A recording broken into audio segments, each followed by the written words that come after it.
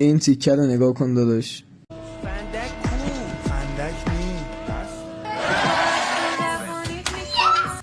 یارو تو 5 سال داره فعالیت میکنه هنوز به 50K نرسیده.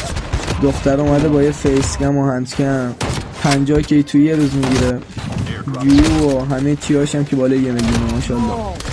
خواستم بگم بیشتر هوای هم دیگه داشته باشیم. این کامیونیتی نیاز به چند تا پلیر خوب داره، نه اینکه فقط هول و حشر زده ریده تو تمام ملت کال آف دیوتی، تمام گیم و فیر فایر پابجی.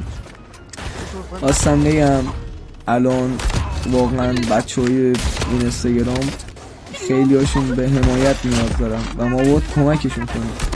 مثلا یکیش خود من الان واقعا نیاز به حمایت خیلی زیادیم. به خدا میگم بچه های پیج من منو میشناسن اگر از قبل منو فالو داشته باشین که من تمام پستامو پاک کردم و اینکه تو 26K موندم و اینکه میخوام سریعتر 30K بشم. اگر از این گیم پلی خوشتون اومد خوشحال میشم به خانواده ما بپیوندید. تا ویدیو بعد خدا نگهدارتون.